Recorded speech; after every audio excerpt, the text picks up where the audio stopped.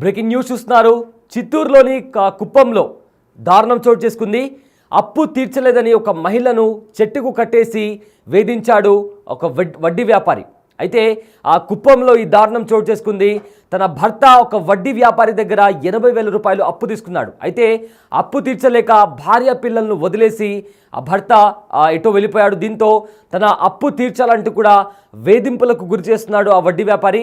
దీంతో వాళ్ళు కూలి పని చేసి ప్రతిరోజు కూడా ప్రతి నెల కూడా ఎంతో కొంత అప్పు తీరుస్తూ వస్తున్నారు. అయితే టైంకి డబ్బులు ఇవ్వట్లేదంటూ కూడా ఆ వడ్డీ వ్యాపారి ఒక మహిళను చెట్టుకు కట్టేసి దారుణంగా వేధించాడు.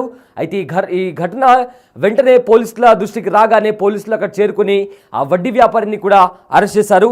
అయితే చిత్తూరు జిల్లా కుప్పంలో దారుణం చోటు చేసుకుంది. నారాయణపురంలో అప్పు తీర్చలేదని మహిళను చెట్టుకు కట్టేశాడు వడ్డీ వ్యాపారి. మణికన్నప్ప దగ్గర 80,000 రూపాయల అప్పు చేశాడు తిమ్మరాయప్ప. అయితే అప్పు తీర్చలేక భార్య బిడ్డలను వదిలేసి భర్త ఎక్కడో పరారైపోయాడు. దీంతో అప్పు తీర్చాలంటూ భార్య శిరీషకు వేధింపులకు గురి చేశాడు ఆ వడ్డీ వ్యాపారి మునికన్నప్ప.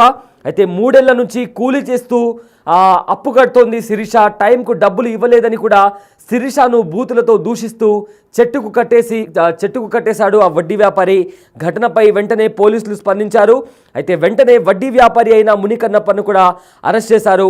అయితే BNS 341, 323, 324, 506, 34 IPC సెక్షన్ల కింద కూడా కేసు ఫైల్ చేసి దర్యాప్తు కూడా కొనసాగిస్తున్నారు. బిగ్ స్క్రీన్ పైన కూడా ఆ ఘటనకి సంబంధించిన దృశ్యాలు కూడా మనం చూడొచ్చు.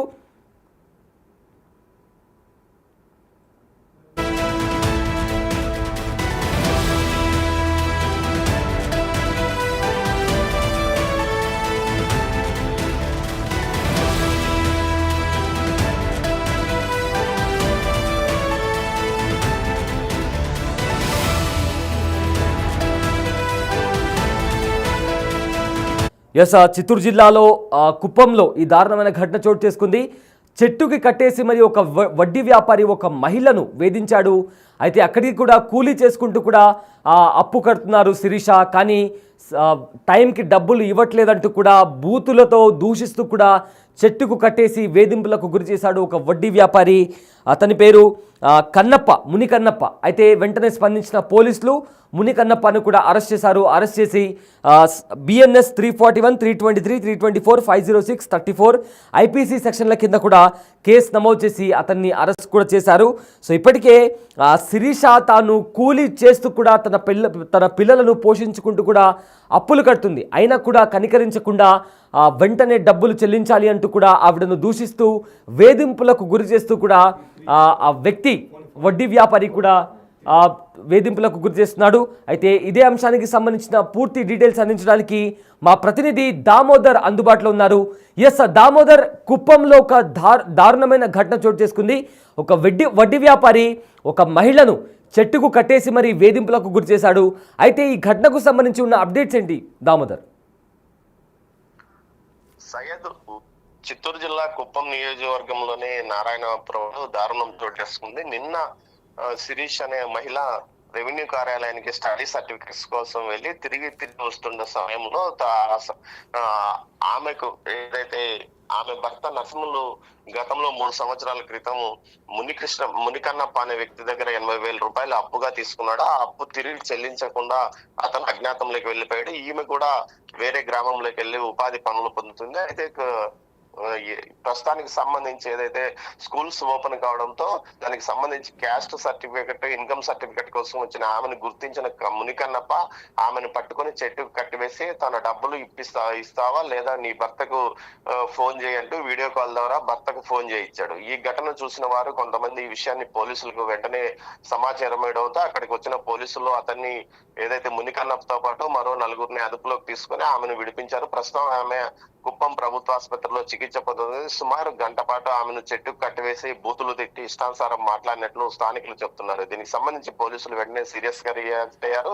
వెంటనే దీనికి మొత్తం మీద ఆ 4గురిని అదుపులోకి తీసుకున్నారు. ఈ రోజు వారిని రిమాండ్ కి తరలించే అవకాశం ఉంది. మొత్తం మీద అయితే సభ్య సమాజం తలదించుకునే విధంగా మునికన్నప్ప వ్యవహరించాడు. దీనికి సంబంధించి అతనిపైన కఠినంగా చర్యలు తీసుకుంటున్నామని పోలీసులు అంటున్నారు. మరోవైపు ఏదైతే ఆ అప్పు తీసుకొని పరారైన భర్త గురించి ఆలోచించాలి కానీ ఆమెను ఈ విధంగా కట్టివేయడం ఏమిటంటూ కూడా వారు అంటున్నారు. మొత్తం మీద ఈ ఘటన అటు కుప్పంతో పాటు జిల్లా వ్యాప్తంగా సంచలనం కలిగించిందని చెప్పవచ్చు. నిన్న జరిగిన ఈ ఘటన రాత్రి ఆలస్యంగా వెలుగులోకి చూసింది. అయితే శిరీష చెప్తున్నది ఏమంటే తన భర్త 3 సంవత్సరాల క్రితం ఈ అప్పు తీసుకున్నది నిజమే, కానీ తన భర్త ఇప్పు తీసుకుని వీటితో పాటు మరికొన్ని అప్పులు చేసి అజ్ఞాతంలోకి వెళ్ళిపోయాడు. అప్పటి నుంచి తనకు అతనితో సంబంధం లేవని చెప్తుంది. అయితే మునికన్నప్ప ఆమె భర్త అతను కలిసే ఉన్నారు. ఇప్పుడు వీరిద్దరు గ్రామంలో లేరు. కేవలం ఈ రోజు సర్టిఫికెట్స్ కోసం వచ్చినందువల్ల తాను వారిని గుర్తించగలిగినని చెప్పినట్లు సమాచారం. అయితే గుర్తించగలిగిన వ్యక్తి ఆమె భర్త ఆచూకు తెలుసుకుని అప్పులు వసూలు చేసుకోవాలి, లేకపోతే లీగల్ గా బ్యాంకుల ద్వారా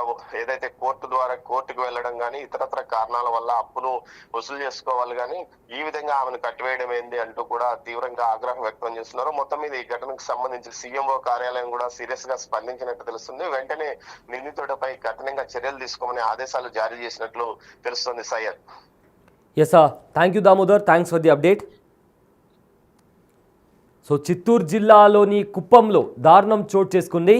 ఏదైతే వడ్డీ వ్యాపారి ముని కన్నప్ప అనే వడ్డీ వ్యాపారి ఒక మహిళను అప్పు తీర్చాలంటూ కూడా ఆవిడ రోడ్డు పైన వెళ్తున్న టైంలో ఆవిడను చెట్టుకు కట్టేసి కూడా బూతులు తిడుతూ కూడా దూషించాడు. అదేవిధంగా తన భర్త చేసిన అప్పు, ఎవరైతే తన శిరీష వాళ్ళ భర్త ఉన్నారో అతను అప్పు చేసి ఎక్కడికో వెళ్ళిపోయాడు.